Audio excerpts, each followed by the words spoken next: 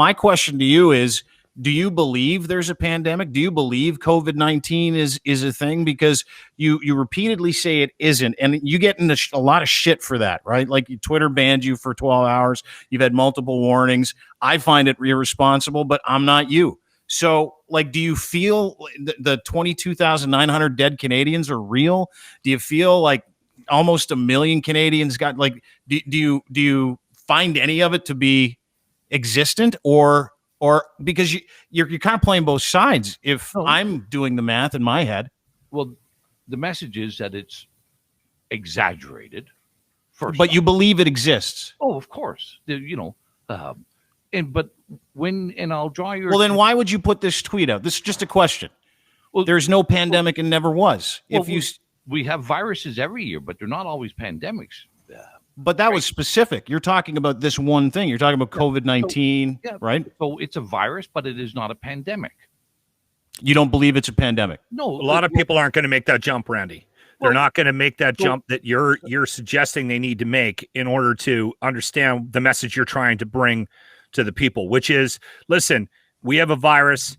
People are getting sick. It's actually killing people, but this is not a pandemic.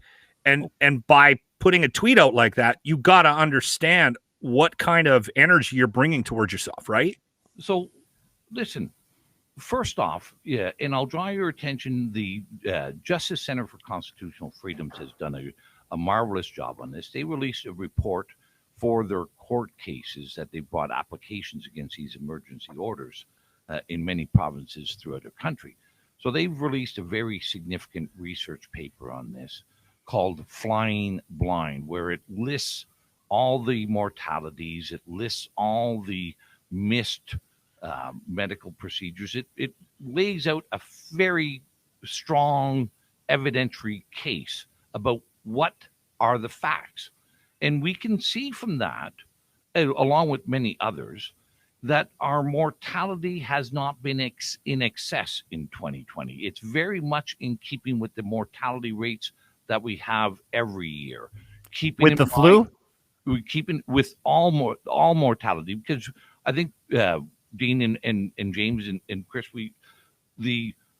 everybody who died who had been tested positive COVID were listed as a COVID death. We can all, there's been much evidence that shows that.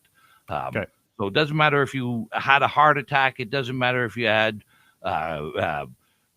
pneumonia. It doesn't matter if whatever you had, if you had been tested positive, you're listed as a COVID fatality.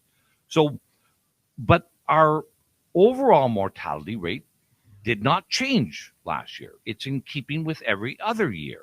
Well, and hold it. Let me just finish other part of that. Yep. One other part of that is our hospitalization rates. We know that our hospitalization rates are actually less in 2020 than in previous years. So I'll pose the question to you this way. Is it really a pandemic if not more people are dying, and if not more people are going to the hospital?